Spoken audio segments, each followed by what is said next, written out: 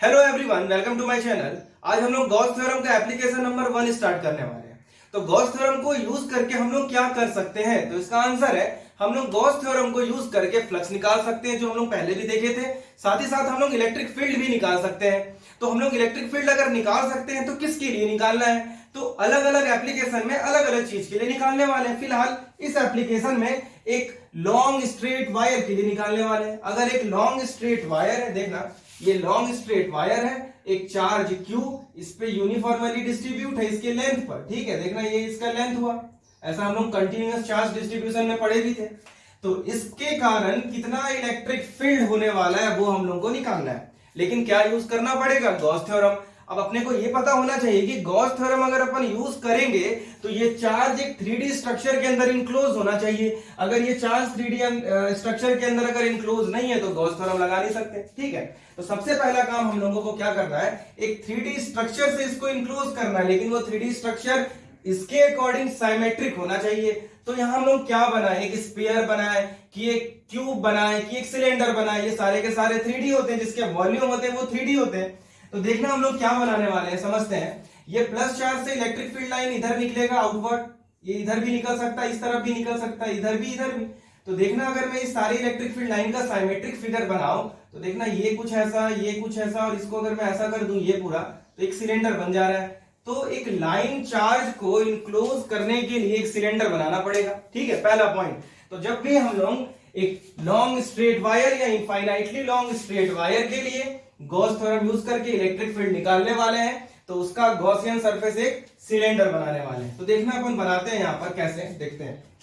ये अपन बनाए एक सिलेंडर, ये ठीक है, ये एक सिलेंडर बना, ठीक। ये एक गॉसियन सरफेस था, इसमें अपन एक लॉन्ग वायर को रखें। ये रहा अपना लॉन्ग वायर। इस वायर का लेंथ यहां पर लिख लेते हैं, इस वायर का लेंथ है L मान लेते हैं अपन, ठीक है। और यहां पर जो चार्ज है Q उसको इसके लेंथ में डिस्ट्रीब्यूट कर दिए हम लोग, ये रहा, ठीक है। लाइन में डिस्ट्रीब्यूट किए हैं, लाइन मतलब लेंथ में इसके डिस्ट्रीब्यूशन किए हैं। तो यहां पर लीनियर चार्ज डेंसिटी भी यूज होने वाला है। तो देखना कैसे कैसे अपन करेंगे यहां पर। तो सबसे पहले लिखते हैं consider a charge Q is uniformly distributed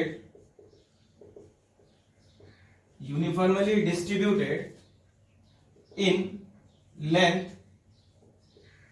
L of wire। तो सबसे पहला पॉइंट क्या है यहां पर कि एक चार्ज Q को इसके लेंथ में यूनिफॉर्मली मतलब बराबर अमाउंट में डिस्ट्रीब्यूट कर दिए, ठीक है। अब हम लोग यहां पर देखते हैं, वी नो दैट चार्ज यहां पर लेंथ में डिस्ट्रीब्यूट हुआ है। तो यहां का लीनियर चार्ज डेंसिटी कितना होगा? Linear charge density lambda equal to Q upon L होगा। तो यहां से अगर हम लोग Q निकालेंगे तो कितना निकलेगा? तो आंसर है लैम्डा L। इसको मानते हैं इक्वेशन नंबर 1, ठीक है। तो पहले यहां तक नोट कर लो आप लोग। तो इसके बाद देखना क्या करने वाले हैं हम लोग। ये जो सिलेंडर है, इस सिलेंडर में दो सर्कल होगा, एक ऊपर में, एक यहाँ नीचे, और एक ये पूरा का पूरा कर्व होगा। इसका मतलब ये हुआ कि ये सिलेंडर अगर कंप्लीट बात करेंगे तो ये 3 पार्ट में डिवाइड है। ये ऊपर सर्कल, ये नीचे का सर्कल, और ये जो बचा हुआ पूरा का पूरा कर्व। तो सबसे पहले मैं क्या करता हूं, ये 3 के लिए हम लोग सॉल्व करने वाले। तो देखना, एक ये सर्कल हुआ, एक ये सर्कल हो गया, 2, और जो बाकी ये जो बच गया है कर्व, ये जो कर्व पूरा बचा हुआ है ये पूरा, ठीक है। तो हम लोग यहाँ गॉस थ्योरम को अप्लाई करने वाले हैं। तो गॉस थ्योरम जब अपन डिराइव किए थे तो पता होना चाहिए, हम लोग यहाँ पर एक स्मॉल एरिया कंसीडर करने वाले हैं। छोटा सा एरिया लेंगे, फिर इंटीग्रेट करते हैं तो आंसर निकलता है। तो देखना हम लोग क्या करने वाले हैं, इस सर्कल का एक छोटा सा एरिया मान लेते हैं यहां पर से, ठीक है। इस सर्कल का छोटा एरिया यहां पर से, और ये जो कर्व सरफेस है कहीं भी मान सकते हैं उस एरिया को। तो मैं यहां पर मान लिया छोटा सा एरिया यहां पर से, ठीक। तो ये तीनों से एक एरिया वेक्टर बनाना पड़ेगा। एरिया वेक्टर हमेशा परपेंडिकुलर होता है। तो देखना इन तीनों से मैं एरिया वेक्टर बनाया परपेंडिकुलर टू द सरफेस। अब देखना इस एरिया वेक्टर का नाम मैं लिख दिया DA1, ठीक है। इसका नाम लिख दिया DA2 वेक्टर, और ये जो बना हुआ है परपेंडिकुलर इसका नाम लिख दिया DA3 वेक्टर, ठीक है। यहां तक अब हम लोग क्या करने वाले हैं, ये तीनों सरफेस के लिए सबसे पहले टोटल फ्लक्स निकालने वाले हैं कि ये तीनों सरफेस को कंबाइन करेंगे तो टोटल फ्लक्स कितना निकलेगा। उसके बाद इलेक्ट्रिक फील्ड कैसे निकलेगा देखते हैं। तो हम लोग लिखते हैं यहां पर total flux is given by, तो ये टोटल फ्लक्स में लिख देता हूं फाई ई। ये कैसे मिलेगा हम लोगों को, तो flux number 1 plus flux number 2 plus flux number 3 को ऐड करना पड़ेगा। 1 2 3 मतलब यहां से कितने फ्लक्स निकल रहे हैं, यहां से और यहां से, मींस कितने इलेक्ट्रिक फील्ड लाइन यहां पास होंगे, यहां और इधर। तो हम लोगों को तीनों को ऐड करना है। फ्लक्स, इलेक्ट्रिक फ्लक्स एक स्केलर क्वांटिटी होता है, तो स्केलर क्वांटिटी को आसानी से ऐड किया जा सकता है, तो स्केलर क्वांटिटी आराम से ऐड हो जाता है। ठीक है, तो देखना हम लोग क्या करने वाले हैं। फ्लक्स नंबर 1 के लिए अगर सॉल्व करेंगे तो हम लोग के पास पता है कि एरिया अगर स्मॉल होगा और क्लोज सरफेस होता है तो फ्लक्स का फॉर्मूला होता है, ऐसा हम लोग पढ़े होंगे, E dot D A close surface के अंदर, ऐसा पढ़ेंगे। तो देखना यहाँ क्या है, जो फर्स्ट है इसका एरिया नंबर 1, वैसे हम लोग दोनों के लिए लिखने वाले हैं E dot D A area number 2, ठीक है। और थर्ड के लिए लिखने वाले हैं तो ये हो गया E डॉट डी ए, ये हो गया एरिया नंबर 3। अब देखना इसको आगे सॉल्व करेंगे तो क्या होगा, डॉट प्रोडक्ट को अपन अगर तोड़ते हैं तो कैसे होगा, ये हो गया फाई ई इक्वल टू, देखना फाई हो जाएगा यहाँ पर E D A 1 cos theta. अब मैं यहाँ थीटा नहीं लिखता हूँ, थीटा की जगह क्या वैल्यू होगा देखते हैं, उसके लिए मैं जगह छोड़ा हूँ यहाँ पर। तो मैं ये तीनों के लिए पहले लिख लेता हूँ उतना, E D A 2 cos theta नहीं पता कितना होगा, देखते हैं, यहाँ पर भी जगह छोड़ दिया और यहाँ पर भी देखते हैं E D A 3 cos theta के लिए जगह यहाँ पर भी अपन छोड़ दी है। तो देखना क्या क्या होगा, यहाँ पर डॉट प्रोडक्ट किसका है, ई और डी ए का, तो एंगल भी ई और डी ए के बीच में होने वाला है। तो देखना अगर फर्स्ट के लिए बात करते हैं डी ए 1, तो ये प्लस चार्ज था, अभी हम लोग पता चल गया ना कि आउटवर्ड ही निकलने वाला है इलेक्ट्रिक फील्ड, ठीक है, या तो इधर निकालो या तो इधर निकालो, प्लस से तो आउटवर्ड ही निकलने वाला है। तो यहाँ पर एंगल कितना दिख रहा है, 90 डिग्री। तो फर्स्ट वाले में यहाँ पर एंगल कितना आ जाएगा, 90 डिग्री, ठीक है। अब सेकंड वाले को देखते हैं, यहाँ DA2, ये प्लस के कारण या तो इधर इलेक्ट्रिक फील्ड बनाओ, ठीक है, या तो इधर बनाओ, फिर भी यहाँ पर एंगल कितना दिखेगा, 90 डिग्री। तो इस पे भी अपन क्या लिख दिए, एंगल 90 डिग्री। अब थर्ड वाले को देखते हैं, तो थर्ड वाले के लिए प्लस है तो इलेक्ट्रिक फील्ड इधर बाहर की तरफ निकलेगा, तो ये रहा इलेक्ट्रिक फील्ड। तो देखना यहाँ पर इलेक्ट्रिक फील्ड क्या हुआ, एरिया वेक्टर के डायरेक्शन में आ गया। तो एरिया का डायरेक्शन और ये इलेक्ट्रिक फील्ड का अगर डायरेक्शन सेम होता है तो एंगल कितना हो जाता है, तो आंसर है 0 डिग्री। तो यहाँ लिखेंगे 0 डिग्री, ठीक है। अब आगे सॉल्व करते हैं, cos 90 होता है 0, ये पता होना चाहिए। तो ये तो पूरा 0 हो जाएगा, ये वाला, ये भी कितना हो जाएगा 0, क्योंकि cos 90 ये दोनों 0 कर देगा।